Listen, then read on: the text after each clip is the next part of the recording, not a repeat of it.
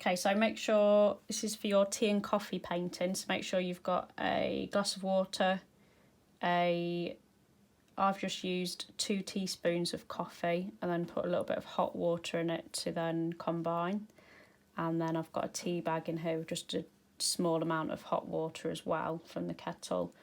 Try not to put too much water in your tea bag and your coffee because it will dilute it a little bit more, and we want to try and get those tones from it. You can graphite any image that you've got at home, so if you're working on something different, or you can take one of the pictures out of the art packs that I sent you, so you can use the Mr. Baxter picture, or you can use one with the mask on. It's entirely up to you. You might have your own resource images that you're using. Graphite it onto the left hand side of your A3 paper, because then you've got the right side to test your tones, and you'll be able to see all your kind of workings out and your tonal range for that. So if we start off with the coffee, we are going to use your watercolour palette as well, just to make some of these tones slightly darker. So as you can see, when I'm painting with the coffee, you will get some of the granules in it, so we're adding a little bit of texture there. To make a slightly darker tone, if you just add a tiny amount of black, so only a small amount each time, to then create a slightly darker tone. Okay, so they will all be kind of sepia tones, which is just a tonal range in kind of browns. So I'm going to do the same with my tea. So the tea is slightly lighter.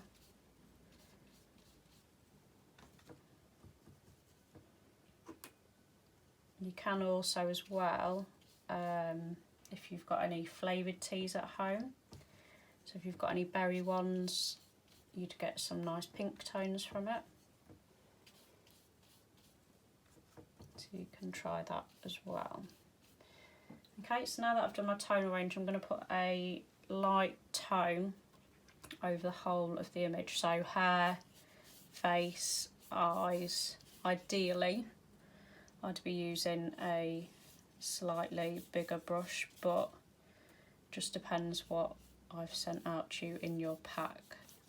Mine's slightly dripping because I'm working on a drawing board. Yours should be possibly working on a flat surface, so yours won't get as many drips, but that's something that you can add to it at the end, a bit like when we did Florrie and Nicole and we added drips afterwards. So it might be something you want to add on at the end. So when you've got your basic light wash tone, try to keep your brush strokes in the same direction. You might need to run a brush just with water over it, just to blend some of those in to get it a nice even tone. Make sure your reference image is next to your painting that you're doing, because then you can look really closely at where the darker mid-tones are. So I'm going to start with a mid-tone, and I'm going to look slightly more on the left hand side of this face. So I'm going to start to get my mid-tones in on that side. So I'm going to use a bit of coffee. I think I'm just going to leave it as coffee. I'm not going to add any watercolour into this part at this stage just yet. So I'm going to get those dark tones in on this side of the face.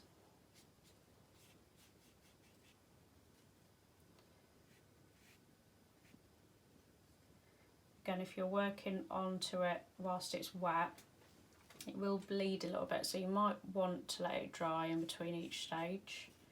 You might want that effect. So it's entirely up to you. You can give both a go, so you could trace out this image twice and you could do 2 attempts at it.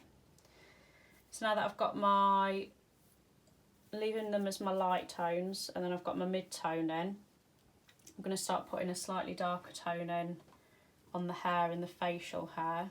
So again, test it out on the side. If it's not quite dark enough, add a little bit more black from your watercolour palette. So I'm just going to start to get a base coat down for the dark tone on the hair.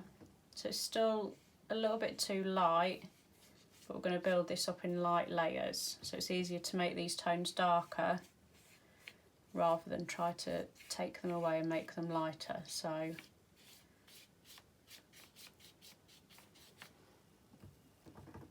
just going to get a slightly darker tone on the eyebrows,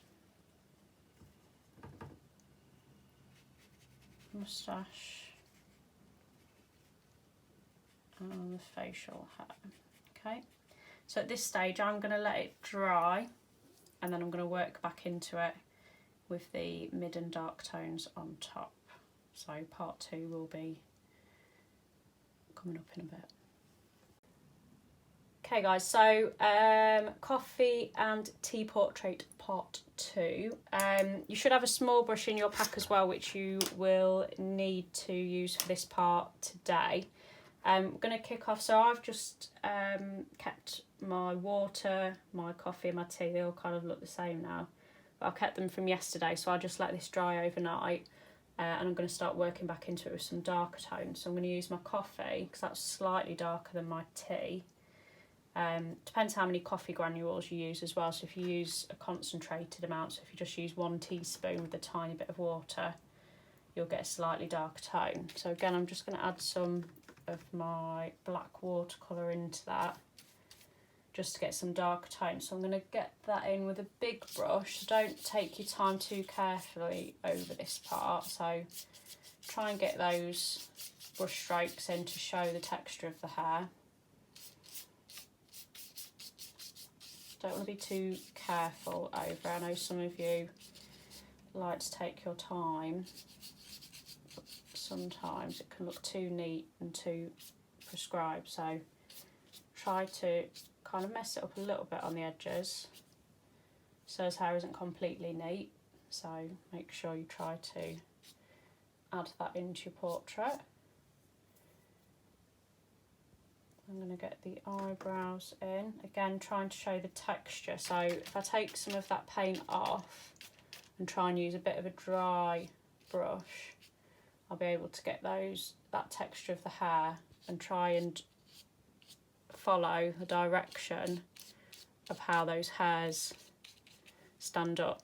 Okay, into the moustache, maybe made it a little bit bigger, but under the lips and for the beard. So again, if you're the person you are painting might not have facial hair, so you don't need to do this stage if you are doing that. So I'm going to work back into it and add some of my mid-tones. So I'm going to use some of my tea for this bit, a little bit of black.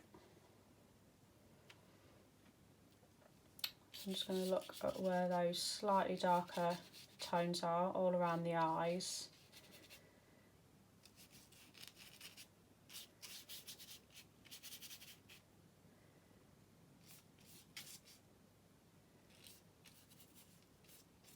And if I want to blend that in, so rather than going over it, I'm just going to put a little bit of water on my brush. Just going to blend that, so then it'll start to blend into the rest of the face. That's nice and smooth. I'm going to do the same on this side, so blend that in nicely so we've got a smooth tonal range. I'm going to blend some tones, some slightly darker tones over the eyebrows that side. So again, dip my brush in the water, just plain water, take some of it off. Just going to work back into that to blend that in. I'm going to bring some of that tone down on the nose and leave that nice light reflection down the nose to then make it look more 3D. Build up some slightly darker tone on this side of the nose. Again, just with water to blend. With your smaller brush, we can start to add some detail into the eyes. So the eyes are quite dark, so I'm just working some watery black watercolour to begin with. Again, leaving some of the light reflections to show the texture of the eye, the glossy texture. Nostrils. So again, this isn't dark enough, but I'm going to work back into it because it's easier to make your tone darker, like I always say, rather than take it away. I'm going to work some texture just from my black watercolour.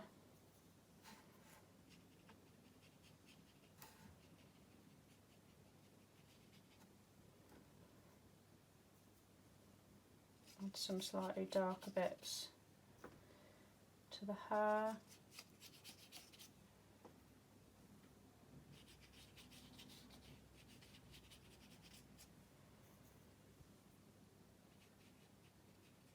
There will be a stage after this, so once you have got this tonal portrait, I'm going to set an extension using your pencils or oil pastels, so you can watch what I do with both of those and then you can decide if you want to add anything to yours. You might want to start again, you might like this one and then attempt a second one and then work back into it.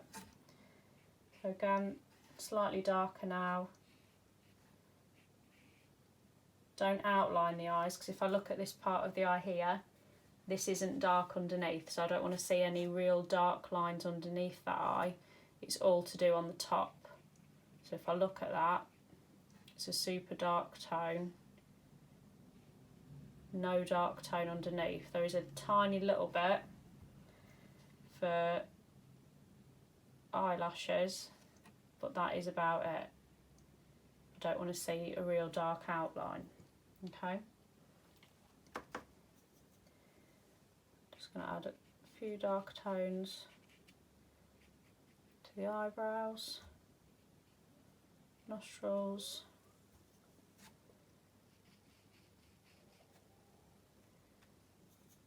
So again, I'm not outlining the nose, I'm building that tone up to show the shape of that nose. But again, you might need to let this dry before you work back into it, so I'd work back into that nostril when it was dry, just to make those stand out a little bit more. I'd let these eyes dry and then work back into those as well, add some detail into the ear. Okay.